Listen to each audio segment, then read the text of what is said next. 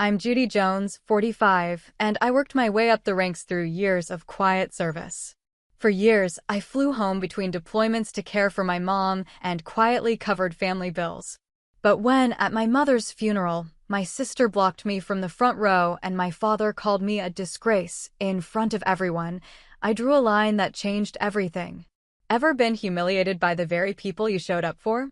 Tell me your story in the comments. You're not alone. Before we dive in, tell me where you're watching from. And if you've ever had to stand up for yourself after being wronged, tap like and subscribe for more true stories about boundaries and reclaiming your worth. What happened next might surprise you. The first hint wasn't what they said about me. It was what they left out about her. I stared at the obituary draft my sister circulated in the family group chat. Mom's 23 years of volunteer work at the free clinic gone. Her Tuesday shifts reading to seniors. Her Saturday morning blood pressure screenings erased. My name appeared in the second paragraph, buried between distant cousins and the neighbor who mowed her lawn twice. No mention of my service. No acknowledgement of the deployments I'd cut short to sit beside her hospital bed. At the funeral home, my sister forgot to include me in the first row seating arrangement. The director looked embarrassed when I quietly corrected it, his pen hovering over the official list. "I'm sorry, there seems to be some confusion," he said. I handed him Mom's handwritten hymn list, the paper soft from handling. She wanted it as well with my soul. She wrote it down for me last month. He blinked, glancing at another program already laid out on his desk. "We've already received different instructions." The eulogy order changed without discussion. When I asked about it, Dad cornered me in the hallway outside the arrangement room. "Keep it short," he said. 2 minutes. No uniform. "This is family." He said family like a door slamming. Over coffee at Dad's kitchen table, relatives whispered about costs and logistics. My sister assumed I'd cover the reception, already booking the venue in her name while discussing flower arrangements I hadn't approved. "She'd want something nice," she said, not looking at me. "I've put down a deposit at the country club." I asked quietly about military honors, a bugler for taps, a small flag by the guest book. Nothing elaborate. Just acknowledgement. "That's for soldiers," my sister said. Mom wasn't military. It wasn't about ceremony. It was about truth.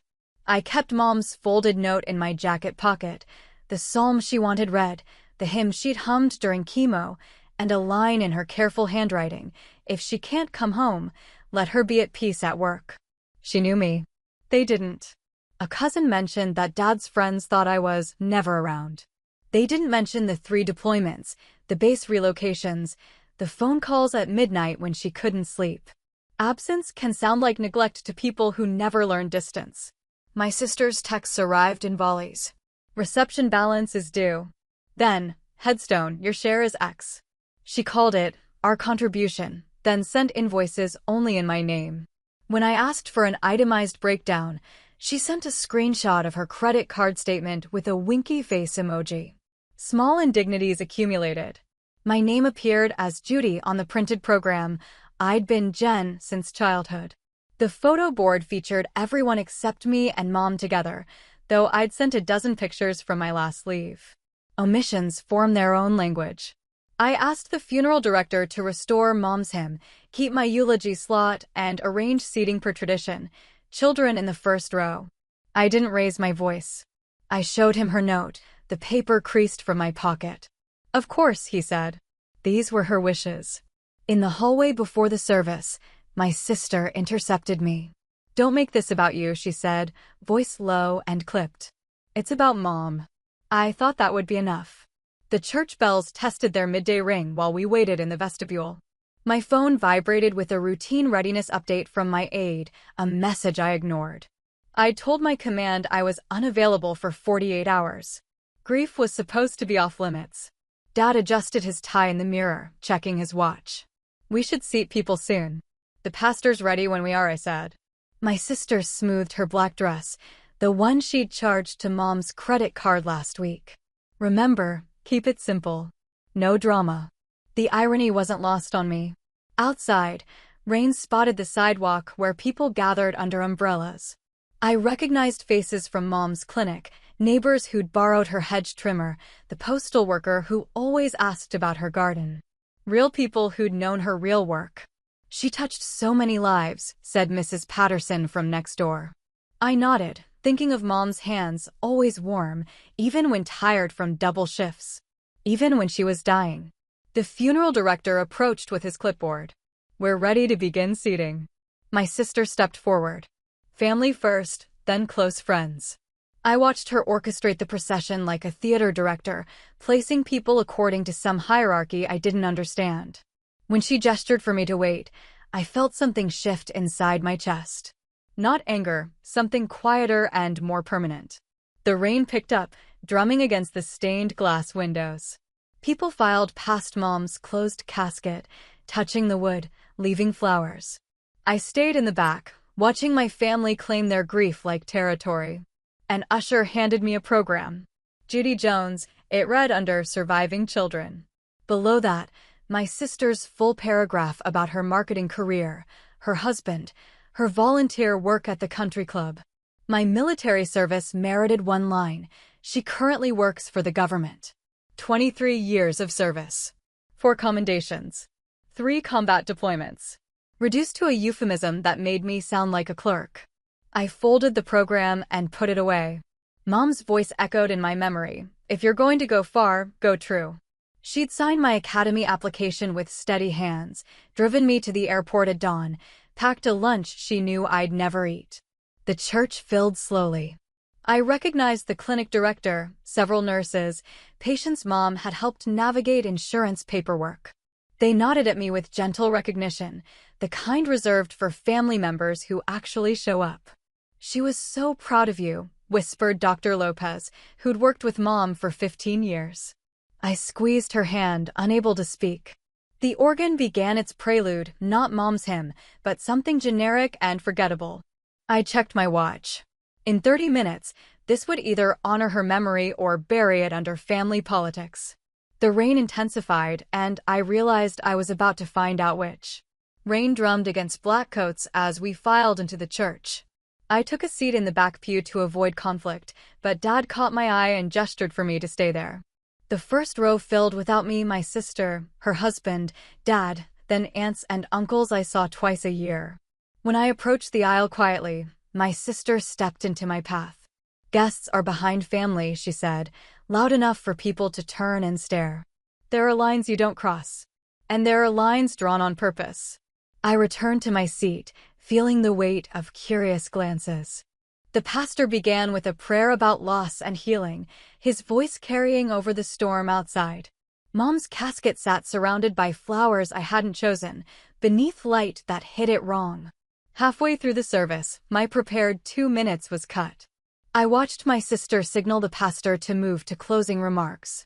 I rose anyway, not to take the microphone, just to stand by Mom's photo, a small act of presence. My father's whisper carried further than he intended. "She never contributed anything to this family." A few people nodded. Someone's chair scraped against the floor. My sister turned to look at me directly, her voice tight but smiling. "She's a disgrace." Simple words. Efficient as a lock. I kept my hands at my sides. No uniform, per their demand, just a dark suit and hair pinned back. My eyes never left the casket. Grief is quiet. So is resolve. The pastor continued reading from Ecclesiastes, something about seasons and purposes. Outside, engines rumbled, multiple vehicles, doors thumping shut. A murmur started in the narthex. The usher approached the pastor, leaning in to whisper. Heads began to turn toward the back of the church. An aide in dress uniform appeared at the threshold, speaking quietly to the funeral director. "No theatrics, just procedure." "General Jones," he said, his voice carrying clearly. "We need you immediately." Silence rippled through the congregation. People looked around for this general, scanning unfamiliar faces. Then they looked at me. I nodded once. 2 minutes by her side, I told the pastor quietly. "Then I'll go." "Of course," he said. I walked to the casket and touched the folded handkerchief Mom had loved, the one with tiny roses she'd carried to church for 30 years. I placed her psalm note beneath the frame of her photograph, The one where she's smiling in her clinic volunteer shirt. Mom, I kept my word. Behind me, my father gripped the pew. My sister blinked rapidly, recalculating everything she thought she knew. No one spoke. They had no idea who I really was. But that wasn't the point. The aide held the door. Outside, black SUVs idled at the curb, no sirens, just the quiet urgency of important work. A driver stepped out and opened the rear door. "We can wait at the curb for 30 minutes, my aide said quietly. 5, I replied. Grief doesn't pause for duty. Duty doesn't pause for grief. I told the funeral director, please keep "It Is Well With My Soul." Then I walked out into the rain. The church doors closed behind me on the opening notes of Mom's hymn, finally being played. In the SUV, I removed my jacket and sat in silence while my aide briefed me on the situation requiring my attention. Through the tinted windows, I watched people emerge from the church, their faces confused and stunned. My phone buzzed with incoming calls. I turned it off. "Ma'am?" my aide asked. "Drive," I said. We pulled away from the curb as the last notes of "It Is Well" drifted into the storm. Mom would have hummed along, her voice soft and sure above the rain. Small house, second-hand coats, Mom's double shifts at the clinic, her hands always warm even when tired. She didn't talk about sacrifice. She practiced it. I learned early that Dad measured worth by presence, who showed up to his poker games, who fetched his coffee, who laughed at his stories. When the kitchen sink leaked, I fixed it myself rather than ask for help. Asking him cost more than the drip. My sister discovered shortcuts that looked like success. She learned to smile when Dad complained about his back, to bring him aspirin without being asked, to agree with his opinions about everything from politics to the weather. He preferred her company. She preferred his wallet. When report cards came home, Dad barely glanced at my straight A's, but spent 20 minutes discussing my sister's C+ in history. "She's artistic," he'd say. "Not everyone's cut out for books." I applied to the military academy with Mom's quiet encouragement. While Dad watched television, she helped me fill out forms at the kitchen table, her reading glasses sliding down her nose. "If you're going to go far, go true," she said, signing the parental consent form. She drove me to the airport at dawn, packed a lunch she knew I'd never eat, and hugged me without crying. "Write to me," was all she said. I did. Every week for 4 years, then monthly during my assignments. She kept my letters in a shoebox by the stove. When I visited on leave, she'd show me the good church bulletins, never the gossip about the Jones girl who thought she was too good for home. Early in my career, I missed holidays, birthdays, family gatherings. Dad's friends filled the gaps with opinions about my choices. Mom never defended me publicly, but she never agreed with them either. She just changed the subject to safer ground. When the roof needed repair, I wired money without being asked. When Dad's truck broke down, I covered the mechanic's bill. When my sister's husband lost his job, I quietly paid their mortgage for 3 months. No one said thank you. No one mentioned it at family dinners. Absence pays a different currency. My sister called when bills came due, hung up when they were paid. "You're lucky," she'd say. "You don't get it. You don't have real problems. Luck looks like sweat from far away." Dad's refrain never changed. You chose work over family. He wasn't wrong. He also wasn't right. I chose service over convenience, purpose over comfort, growth over staying small in a small place. During Mom's last months, I spent every available leave in hospital corridors that smelled of antiseptic and industrial soap. My uniform hung on the chair while I held her hand through chemo sessions, radiation treatments, and the long nights when sleep wouldn't come. "Don't fight with them on my account," she said one evening, her voice hoarse from medication. I said okay. I meant I'd try. We planned her service together during those final weeks. She wrote down the hymn she wanted, the psalm for the reading, instructions for simple flowers. She asked me to make the clinic donation anonymous. "I took up little space in rooms that needed me the most," she said. She'd spent 23 years volunteering at the free clinic, reading to seniors on Tuesday afternoons, coordinating blood drives, helping patients navigate insurance forms. She never missed a shift unless she was too sick to stand. The obituary my sister circulated mentioned none of this. It focused on her role as wife and mother, her church membership, her famous apple pie. The professional life that defined her, the work that gave her purpose beyond family obligations, was erased. When I pointed this out, my sister said, "That's not what people remember about her." But it should have been. Mom understood duty without uniform, service without recognition, the dignity of showing up when no one's watching.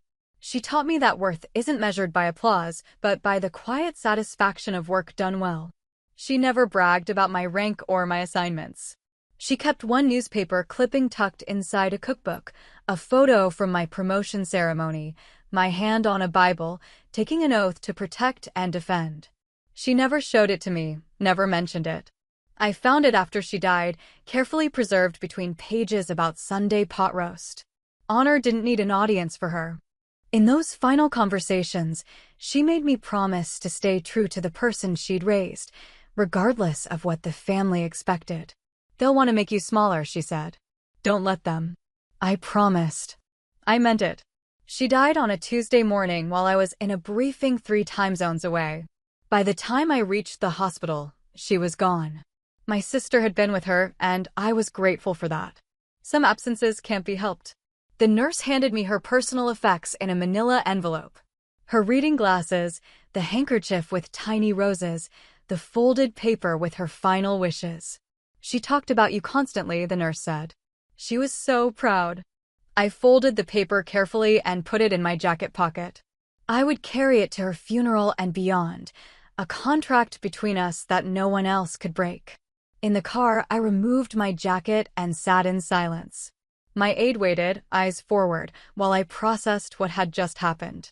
No one spoke for the first 10 minutes. "Ma'am," he finally asked. "Drive." Back at base housing, I set Mom's hymn list on the counter and laid her ring on a small dish. I made tea Earl Grey, the way she'd taught me, and sat in the kitchen without music. Noise is a kind of surrender. I stayed with the quiet. My phone showed 17 missed calls from my sister, 3 from Dad, and a string of text messages I didn't open. I set it aside and pulled out a legal pad. I listed what I'd paid for over the years: the roof repair, Dad's truck, my sister's mortgage payments, medical bills, car insurance, credit card debt. The numbers were factual, dry, without emotional commentary. Numbers don't take sides. Then I listed what I'd been excluded from: family photos, holiday planning, major decisions, even simple acknowledgement of my contributions. The pattern was clear once I wrote it down. A cousin texted, "They didn't know about your rank. You should have told them." I muted the entire thread. Explanations were no longer my responsibility. I called the funeral director to confirm Mom's hymn had been played. It had been, he assured me. The organist couldn't arrange a bugler on short notice, but she'd played the melody softly during the recessional. "Your mother would have appreciated that," he said. Not everything has to be perfect to be right. At work the next morning, I briefed a situation room, issued orders, stepped out to breathe, then stepped back in. Colleagues offered condolences in clean, respectful lines, no drama, no demands for details. Competence is a quiet kind of kindness. I wrote a letter to Mom that night, outlining how I'd honor her memory at the clinic, how I'd set boundaries going forward, how I'd carry her lessons into whatever came next. I didn't mail it. I folded it carefully and stored it with her ring. The clarity came slowly, then all at once. No more explaining myself to people who benefit from misunderstanding me. Grief made room for policies. I established a simple rule. I would fund care, education, and genuine emergencies. I would not subsidize lifestyle choices, manipulation, or emotional blackmail. The difference was easier to identify than I'd expected. My sister's calls continued, increasingly frantic. Dad left a voicemail about family loyalty and how disappointed Mom would be. I didn't respond to either. Disappointment assumes expectations that were never realistic to begin with. Instead, I contacted the clinic director about establishing a scholarship in Mom's name. We discussed criteria, funding, and a small memorial plaque for the waiting room where she'd volunteered for over 2 decades. She never accepted so much as a free cup of coffee, the director said. She insisted on paying for everything. I smiled, remembering Mom fishing exact change from her purse, refusing special treatment because of her volunteer status. Integrity wasn't situational for her. The scholarship would fund nursing students who committed to community health work. The recipients would understand service without glory, care without recognition, showing up when no one's watching. 3 weeks after the funeral, I received a package with no return address. Inside were Mom's recipe cards, a cracked coffee mug I'd given her years ago, and a note in my sister's handwriting, "For you." No apology. No explanation. Just acknowledgement that some things belong with the person who remembers their significance. I placed the mug on my kitchen counter and photographed the scholarship certificate with Mom's name engraved in simple letters. I sent the image to both my sister and father with no caption. Some gestures don't require words. I texted my sister and father once, clearly. I wouldn't cover reception overages or additional funeral expenses. I would fund a clinic scholarship in Mom's name, with details to follow. No direct transfers. No reimbursements. A line is only a line if it holds. The pushback began immediately.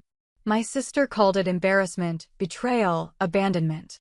Dad invoked family loyalty and Mom's supposed wishes he'd never bothered to ask about while she was alive. I didn't argue. Instead, I sent the newspaper an obituary correction, adding Mom's 23 years of clinic service and her volunteer work with literacy programs. The editor published it without question. When my sister posted vague social media updates about certain people who think rank equals love, I didn't respond. I forwarded the first scholarship check to the clinic director, with instructions to keep the donation anonymous until after the award ceremony. The legal aspects were straightforward. Mom's will was simple and clear. I followed it exactly. No renegotiation, no side deals, no family discounts on emotional manipulation. Fair isn't the same as satisfying. I coordinated with the base chaplain for a small memorial service in the chapel garden. Just staff who'd known Mom during her visits, the clinic director, 2 nurses, and Dr. Lopez. No photographer, no social media posts, no lengthy speeches. We played a recording of taps and shared stories about her quiet generosity. She always asked about the patients by name, one nurse said. She remembered everyone's children, their struggles, their victories. That was the Mom I wanted to honor, the one who saw people fully, who showed up consistently, who served without seeking credit. When my sister sent increasingly urgent invoices for reception expenses, I replied once, "I won't fund lifestyle. I will fund care." The response was swift and predictable. Dad called me selfish. Extended family members chose sides. Some relatives stopped answering my sister's calls when she asked for money to cover the country club bill. Accountability feels like punishment to people accustomed to exemption. The vendors began calling my sister directly. The reception venue put her name on overdue notices. The florist required payment before delivering the elaborate arrangements she'd ordered without consulting anyone. I felt no satisfaction in her struggle, but I felt no obligation to solve it either. Actions have consequences, even for family members who've spent years avoiding them. The clinic memorial proceeded quietly. We unveiled a small plaque in the waiting room, in memory of Margaret Jones, whose service touched countless lives. The director invited me to say a few words. I spoke about consistency, how Mom showed up every Tuesday for 23 years, how she remembered patients' names and stories, how she believed in dignity for everyone who walked through those doors. She taught me that real service happens when no one's watching, I said. After the ceremony, I drove to the cemetery where Mom was buried.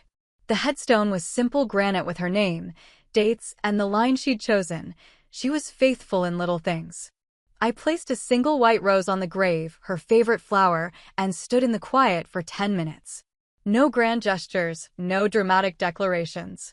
Just presence, which had always been what she valued most. My phone buzzed with a text from an unknown number. Saw the scholarship announcement. Your mom would be proud. Dr. Lopez, I replied simply, thank you. That evening, I reviewed my household budget and established automatic monthly transfers to the scholarship fund. $500, withdrawn on the anniversary of Mom's death, funding nursing education for students who understood community care. It was a better monument than any headstone. Work demanded more during those weeks, a crisis that required long hours and decisions that carried weight across multiple time zones. Duty didn't ask how I was sleeping. I ran at dawn, ate simply, kept routines minimal but consistent. I hung Mom's psalm, framed small, above the key rack where I'd see it each morning. "The Lord is my shepherd, I shall not want." She'd recited those words during chemotherapy, her voice steady even when her hands shook from medication. Faith wasn't complicated for her, it was practical, like everything else in her life. The pastor from Mom's church sent an unexpected email. He apologized for not realizing the family had been restricting the service program. He'd assumed my sister was coordinating with everyone's input. "Your mother spoke of you often," he wrote.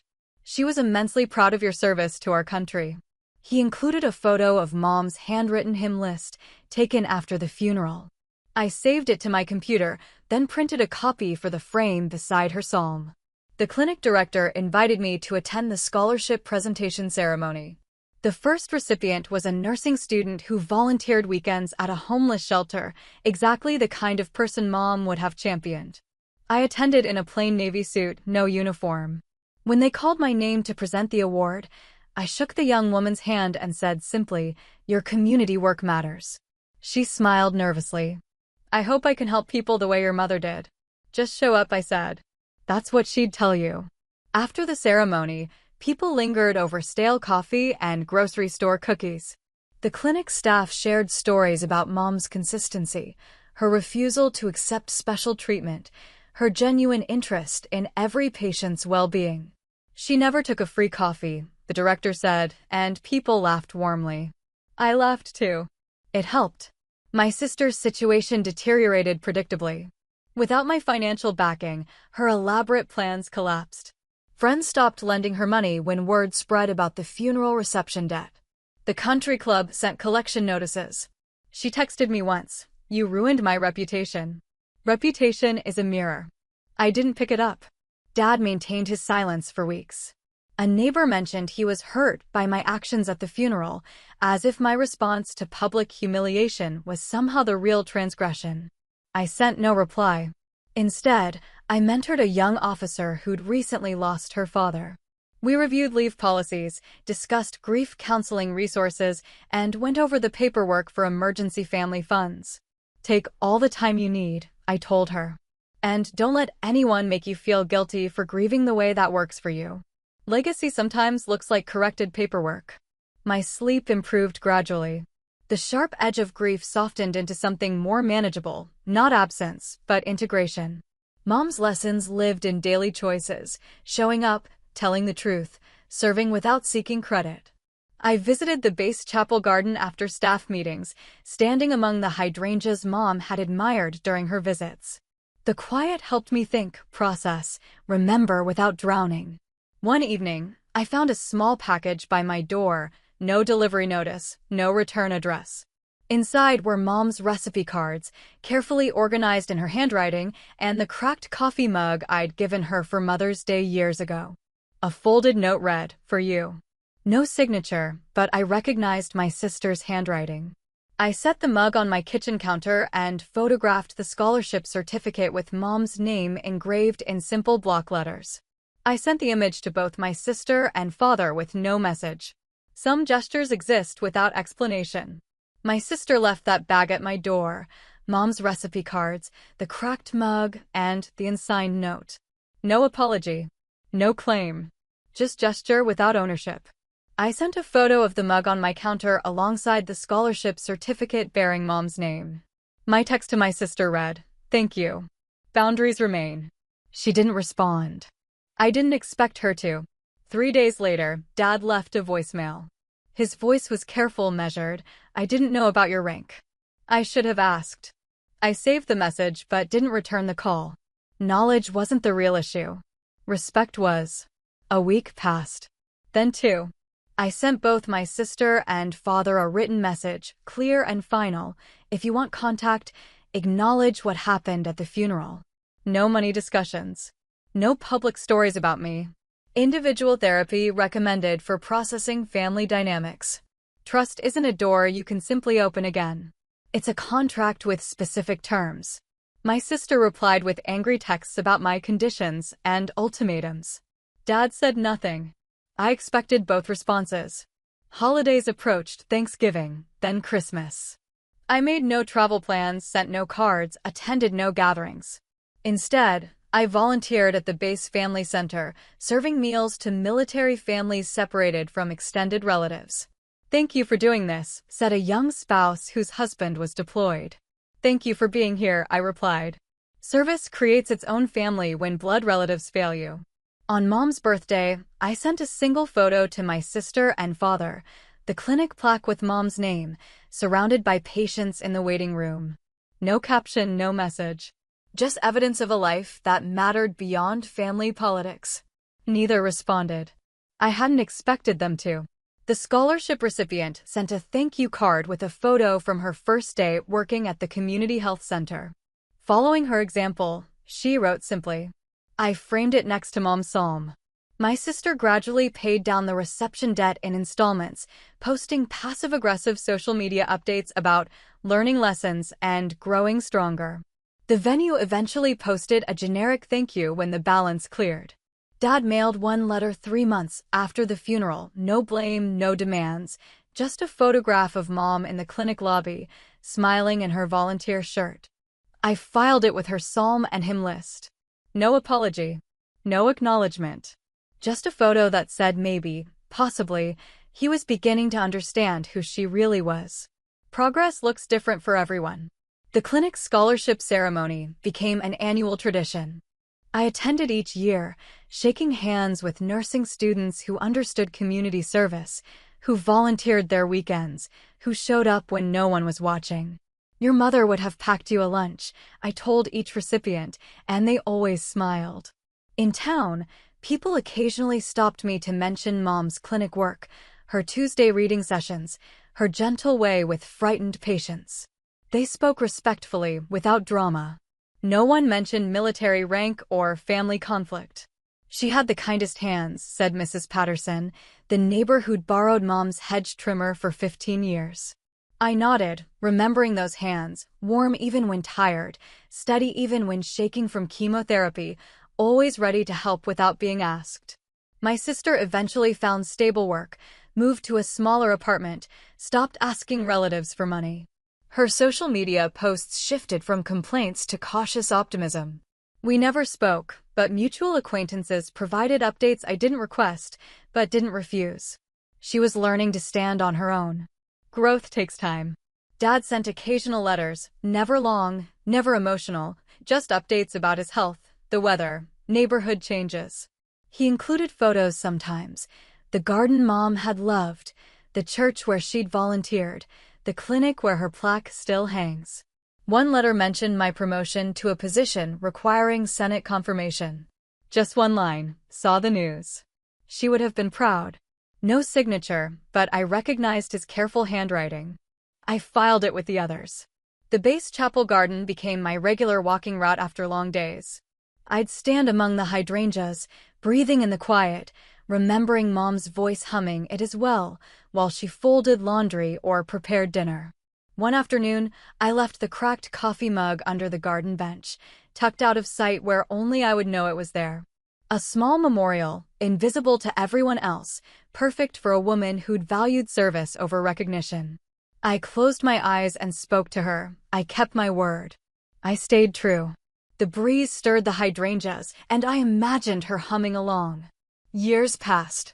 My career continued, shaped by lessons learned at her kitchen table. Show up, tell the truth, serve without seeking credit. The scholarship fund grew, supporting dozens of nursing students who chose community health over higher-paying positions. Each recipient embodied something Mom had taught me, that worth isn't measured by applause, but by the quiet satisfaction of necessary work done well. I didn't win anything in this story. I didn't lose anything either. I learned what to carry and what to set down. Boundaries are a form of love, a way to honor the person who taught you to tell the truth, even when the room prefers a prettier story. The final image stays with me, A simple plaque in a clinic waiting room, a folded hymn note in my wallet, and the echo of "It is well" from a practice room down the hall. No applause. No recognition. Just steadiness, like the woman who taught me that real monuments are built one ordinary day at a time. 5 years later, I received an unexpected call from the clinic director. A national healthcare foundation wanted to feature Mom's volunteer program in their annual report, highlighting community health initiatives that made lasting impact. "We need family permission to use her photograph and story," Dr. Lopez explained. "You're listed as her primary contact." I sat in my Pentagon office, looking out at the Potomac River, thinking about Mom's insistence on anonymity.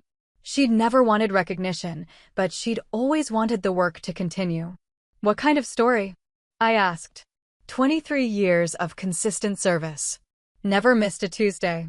Helped establish our blood pressure screening program, organized the Children's Reading Corner, translated for Spanish-speaking patients.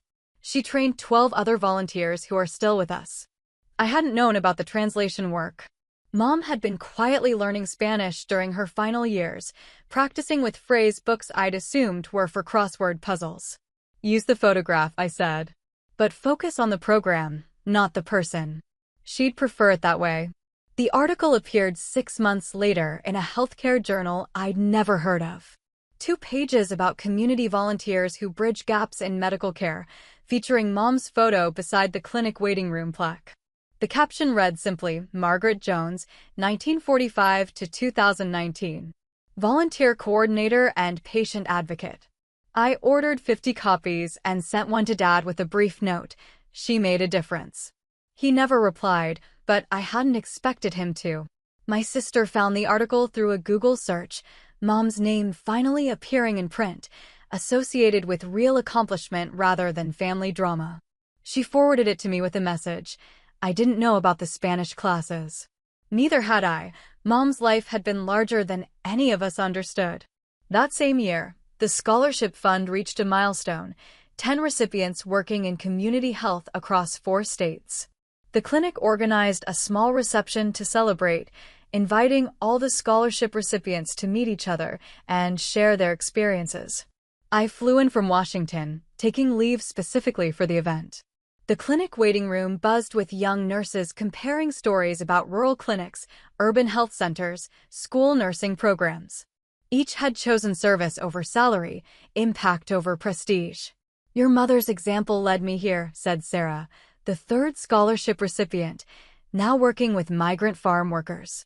When I read about her consistency, 23 years of Tuesdays, I realized that's what real commitment looks like. Another recipient, James, had started a mobile health unit serving homeless populations. "I keep her photo in the van," he said. "Reminds me that showing up matters more than showing off." Their stories filled gaps I'd never recognized. Mom hadn't just volunteered at one clinic, she'd created a model of sustained community care that rippled outward through the people she'd inspired. During the reception, Dr. Lopez pulled me aside. "We've received requests from 3 other community health centers wanting to establish similar volunteer programs. They're calling it the Margaret Jones model." I smiled, imagining Mom's reaction to having her name attached to anything official. She'd have been mortified and proud in equal measure. "What does the model include?" I asked. "Consistency over intensity. Long-term commitment over short-term enthusiasm. Personal connection with every patient. And always learning new skills to serve better." The Spanish phrase books suddenly made perfect sense.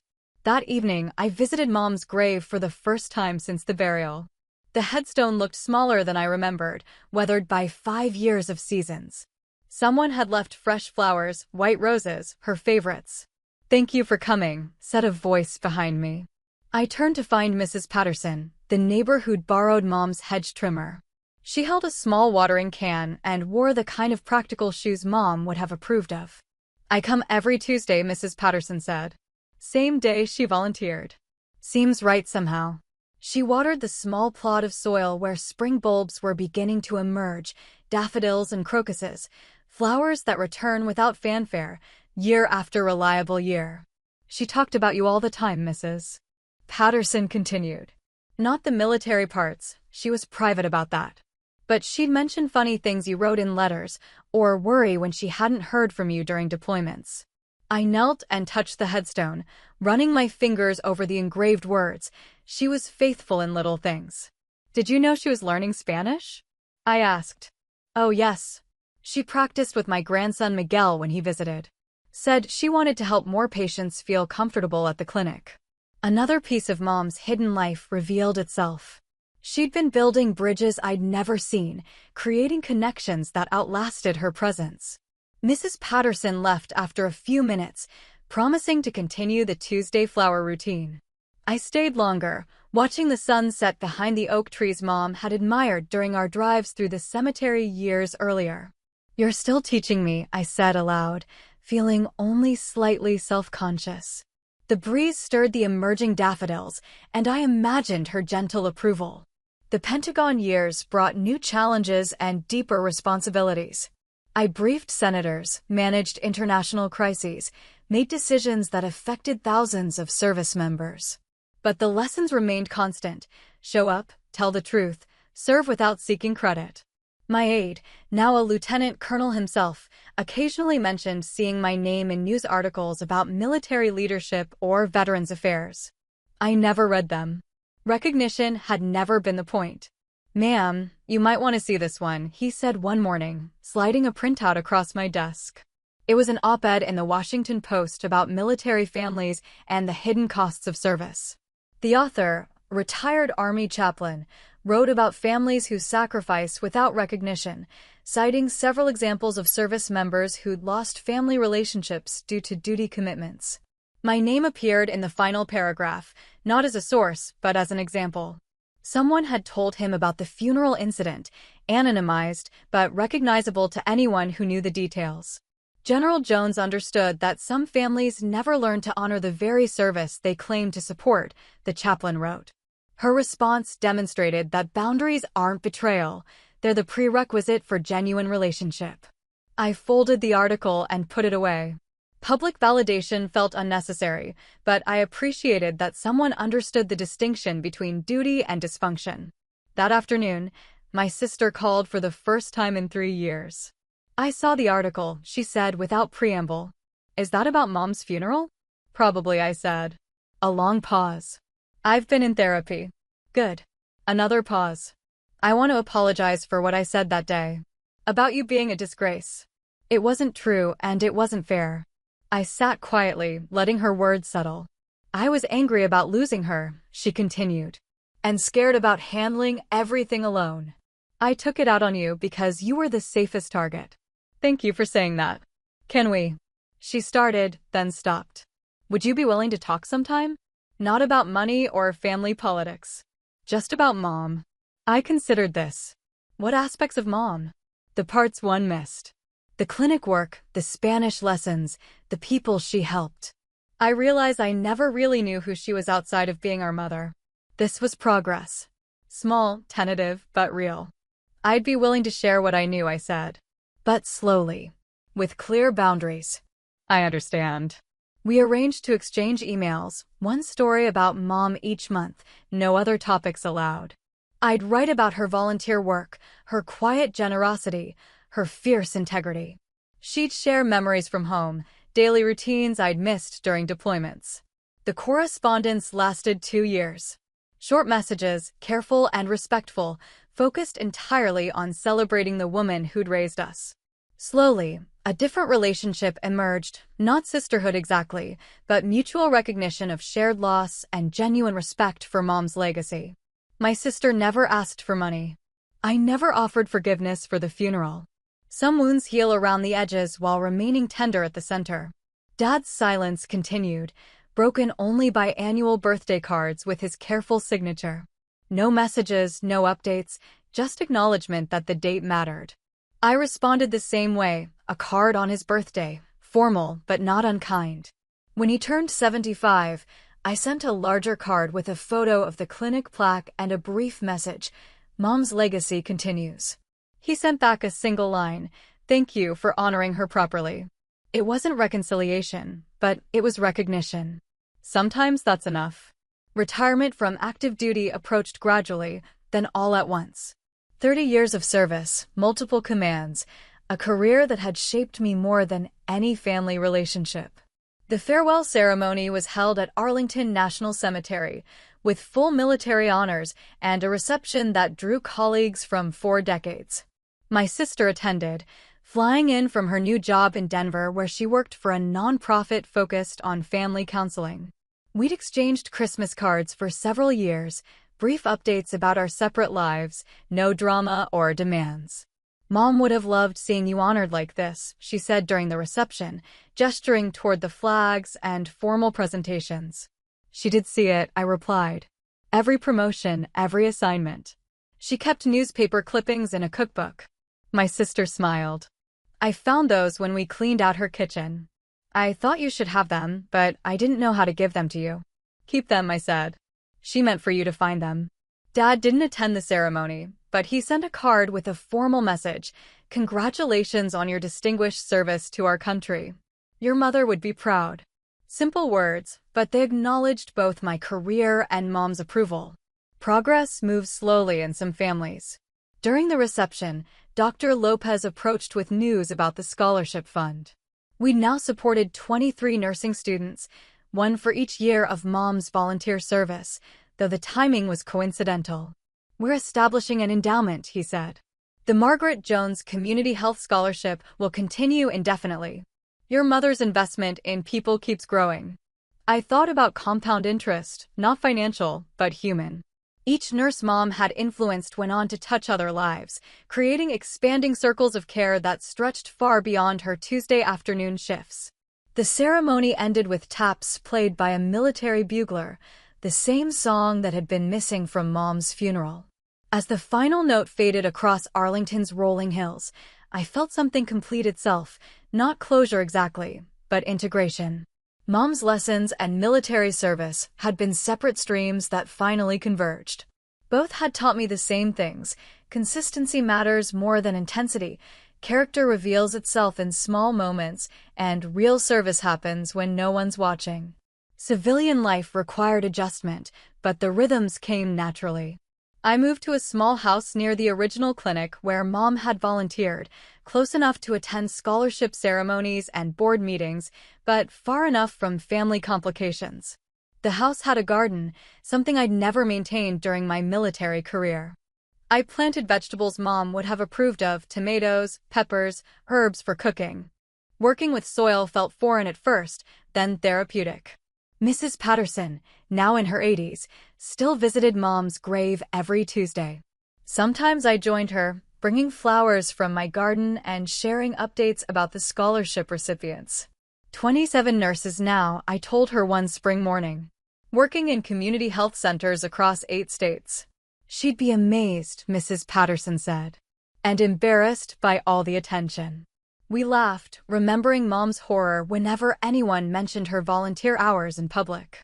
She'd change the subject immediately, redirecting conversation toward the patients or other volunteers. Humble to a fault, Mrs. Patterson added, but not foolish about it. She knew her work mattered. I started volunteering at the clinic myself, not medical care, which wasn't my training, but administrative support and grant writing. My Pentagon experience with budgets and bureaucracy translated surprisingly well to nonprofit management. The work felt different from military service, but familiar in its purpose. Show up consistently, solve problems quietly, focus on mission over recognition. Mom would have understood the transition. During one board meeting, the clinic director mentioned receiving inquiries from medical schools wanting to study the Margaret Jones model of volunteer retention and patient engagement. Apparently, her approach to long-term community care is being discussed in public health programs, he said. Students are writing papers about sustained volunteer commitment. I smiled, imagining Mom's reaction to being a case study. She'd have been mortified and secretly pleased, probably in equal measure. "Would you be willing to speak to some of these students?" the director asked. "Share your perspective on what motivated her consistency?" I agreed, with conditions.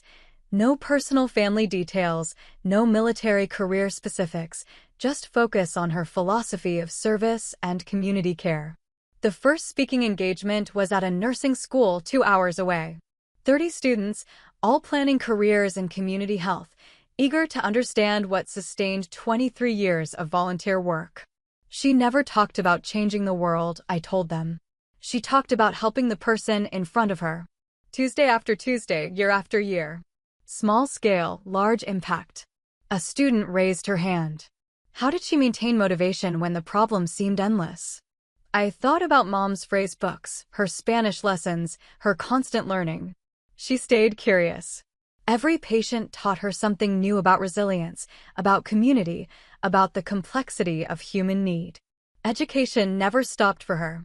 Another student asked about burnout prevention. Did she ever want to quit? Probably. But she'd made commitments to the clinic, to the patients, to herself. Quitting would have meant abandoning people who depended on her presence. That wasn't acceptable to her. These conversations with students helped me understand Mom's legacy more clearly. She hadn't just been a volunteer, she'd been a model of sustained community engagement, someone who proved that ordinary people could create extraordinary impact through simple consistency. The speaking engagements continued, 1 or 2 per semester.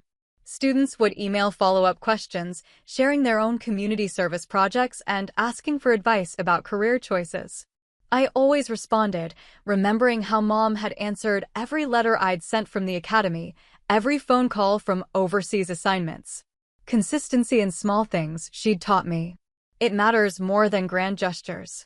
10 years into retirement, I received a call that changed everything. Dr. Lopez had been offered a position with the Centers for Disease Control, developing national guidelines for community health volunteer programs. He wanted to build on the Margaret Jones model, creating standardized approaches that could be implemented nationwide. We need someone to direct the implementation, he said. Someone who understands both the practical aspects and the philosophical foundation. Would you consider it? I was 62, officially retired, settled into a quiet life of gardening and occasional speaking. But the opportunity to expand Mom's influence beyond one clinic, to create systemic change based on her example, that felt like destiny rather than career advancement. What would it involve? I asked. Traveling to community health centers across the country, training volunteer coordinators, developing sustainability metrics, creating resource guides. Essentially, teaching other places how to build what your mother built here. The irony wasn't lost on me.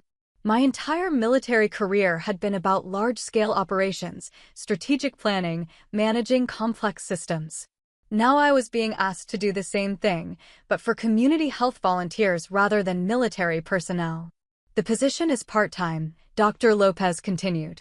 Based here, with travel as needed. You'd work directly with the CDC's Community Health Division, but maintain autonomy over program development. I thought about Mom's Tuesday routine, her Spanish phrase books, her quiet determination to learn whatever skills her patients needed. She'd adapted constantly while maintaining core principles. I'll need 3 months to consider it properly, I said. Of course.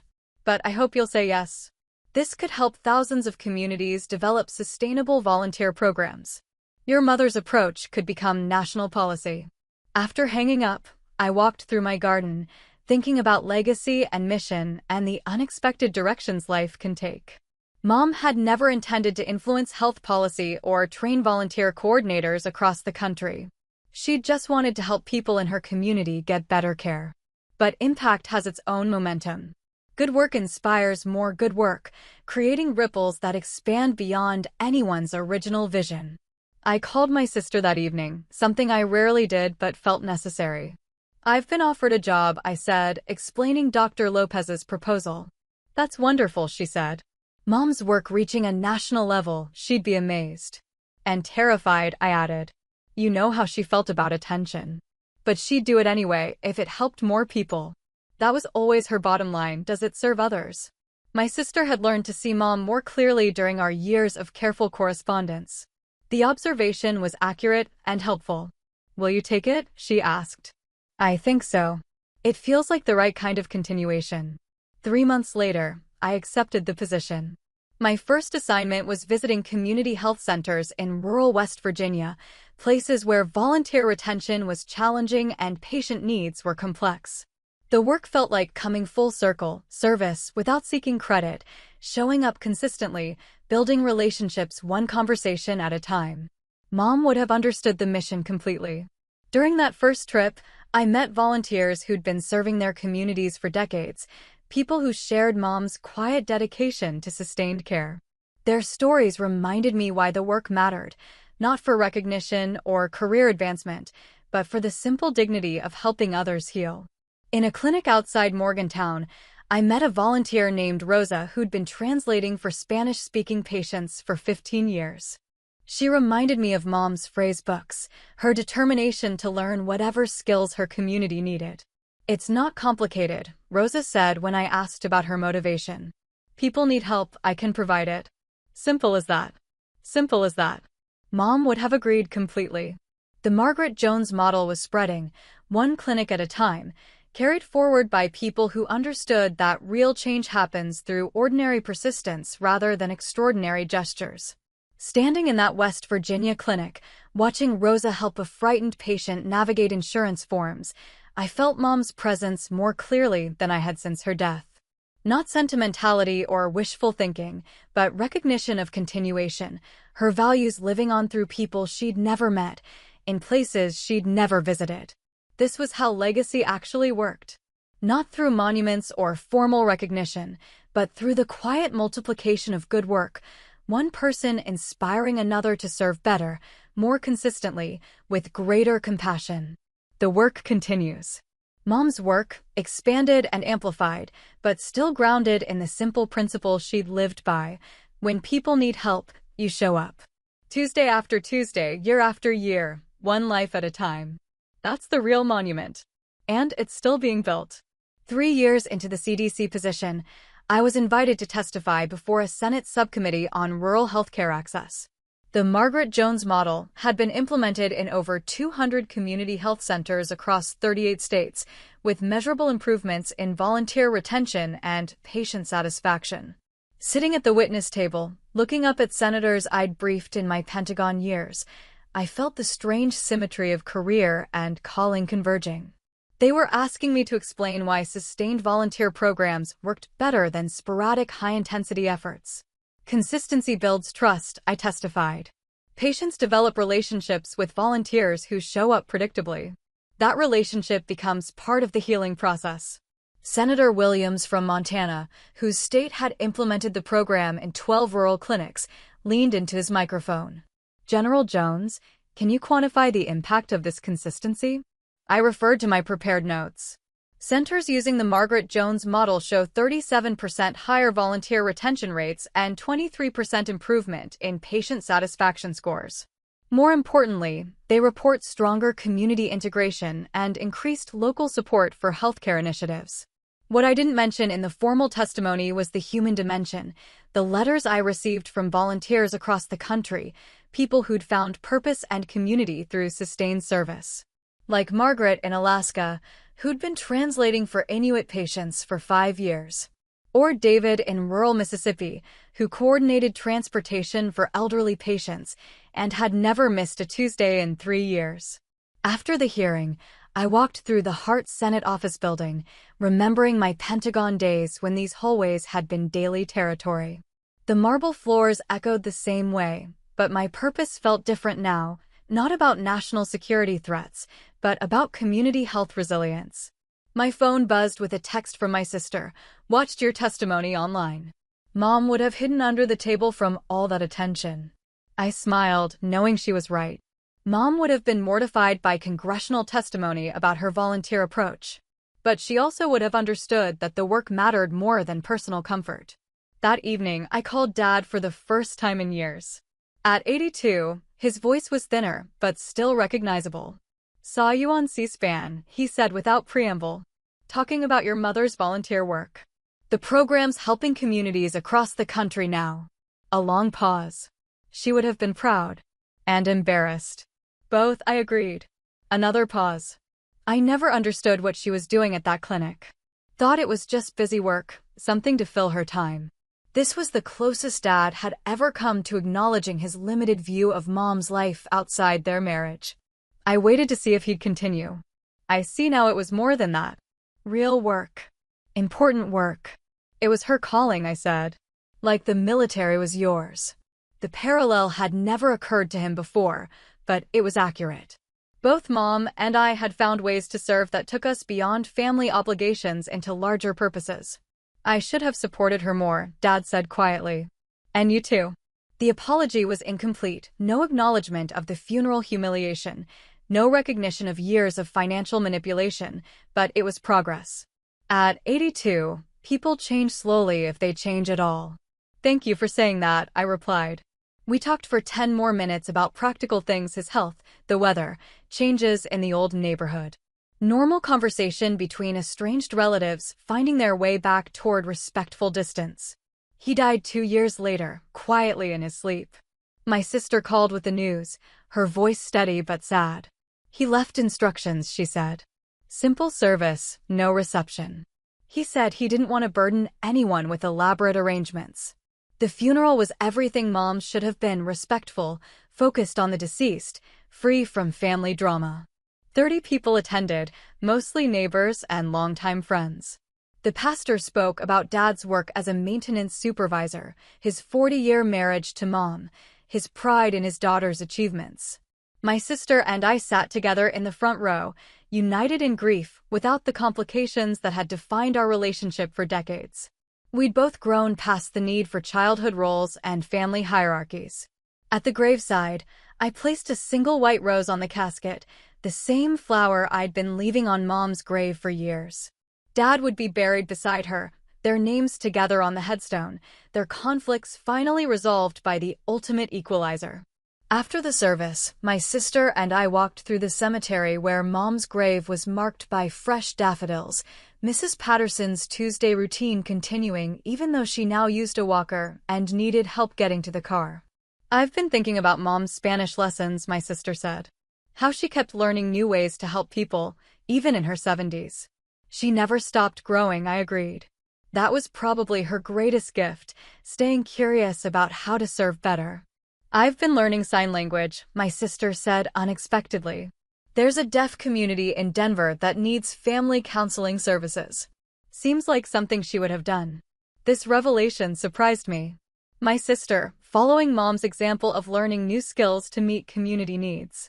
The pattern was continuing in ways I hadn't expected. She'd be proud of that, I said. And proud of your CDC work. Making her Tuesday routine into national policy. We stood quietly beside Mom's grave, 2 sisters in their 60s, finally able to honor their mother without competing for position or recognition. Death had taught us what life had struggled to: love isn't diminished by sharing it. The Margaret Jones Community Health Scholarship reached its 50th recipient the year I turned 70. The ceremony had grown from a small clinic event to a regional gathering, with nursing schools, healthcare organizations, and community groups participating. I gave brief remarks, keeping Mom's preference for simplicity in mind. 50 nurses, working in community health across 15 states, carrying forward the principle that consistent care builds healthier communities. This is how change actually happens, one person at a time, one community at a time. After the ceremony, I was approached by a young woman I didn't recognize. She introduced herself as Maria Santos, a recent nursing school graduate who'd received the scholarship the previous year. I work at a clinic in East LA now, she said. We've implemented the Margaret Jones model in our volunteer program. But I wanted to meet you for a different reason. She paused, looking nervous but determined. My grandmother was a patient at your mother's clinic 20 years ago. She was undocumented, spoke no English, terrified of seeking medical care. Your mother learned enough Spanish to help her navigate the system, held her hand during examinations, made sure she understood her medication instructions. I felt something shift inside my chest, recognition and surprise combined. Abuela always talked about the kind lady who showed up every Tuesday, who treated her with dignity when other places made her feel ashamed. She called her La Angel de los Martes, the Tuesday Angel. Maria reached into her purse and pulled out a small photograph, an elderly woman in a clinic chair, smiling while Mom checked her blood pressure. Someone had captured one of those Tuesday moments, preserving it without fanfare or formal documentation. Abuela kept this picture until she died, Maria continued. She said your mother saved her life, not just medically but emotionally. Made her feel worthy of care. I stared at the photograph, seeing Mom as her patients had seen her, focused, gentle, present. This was the woman whose funeral had been diminished by family politics, whose contributions had been erased from her own obituary. But her real legacy lived in moments like this, in lives touched and changed. Thank you for showing me this, I said, my voice tighter than intended. I became a nurse because of your mother's example, Maria said. Abuela told me stories about her consistency, her kindness, her respect for every person who walked through those doors. I wanted to be like that. After Maria left, I sat in my car holding the photograph, understanding something new about Mom's impact. The scholarship recipients, the national program, the policy changes, those were the measurable legacy. But the unmeasurable legacy lived in people like Maria's grandmother, in dignity restored and fear overcome, in the simple recognition that everyone deserves compassionate care. That evening, I called the clinic director with a proposal. I want to establish an oral history project, I said. Interview patients and families who remember Mom's volunteer years. Not for publicity, just for preservation. That's a beautiful idea, he said. We still have patients who ask about her, who remember her Spanish lessons and gentle manner. Their stories should be recorded. The oral history project became my retirement project. Over 6 months, I interviewed 37 people who'd known Mom through the clinic, patients, fellow volunteers, medical staff, family members of people she'd helped. Their stories revealed dimensions of her service I'd never fully understood. She'd driven patients to specialist appointments when they had no transportation. She'd helped elderly patients organize their medications into weekly pill dispensers. She'd translated not just language but cultural concepts, helping immigrant families understand American healthcare systems. Most remarkably, she'd remembered everyone's names, their family situations, their ongoing health challenges. Patients would return after months or years away, and she'd ask about their children's schooling or their husband's diabetes management. She made everyone feel seen, said one former patient. In a system that can make you feel invisible, she made you feel human. These interviews, transcribed and archived at the clinic, became the most accurate portrait of Mom's character I'd ever encountered. Not the diminished version my family had presented at her funeral, but the complete person who'd chosen to spend 23 years of Tuesdays making strangers feel less alone. The work continues, but now I understand its true scope. Mom's legacy isn't just in policy changes or scholarship recipients, it's in the countless small moments when someone showed up consistently, treated others with dignity, and proved that ordinary people can create extraordinary change through simple persistence. That's the real monument. And it will keep building itself, one Tuesday at a time, long after all of us are gone. That day taught me this: love without boundaries becomes permission. I honored my mom, drew a line, and kept it. If this resonated, tap like, subscribe, and share it with someone who needs a reminder to stand firm, and tell me your story below. Have you ever been sidelined or silenced at a family event? What boundary did you set after being disrespected, and did you keep it? If you were in my place at the funeral, what would you have done? How do you honor someone's legacy when others try to rewrite the story?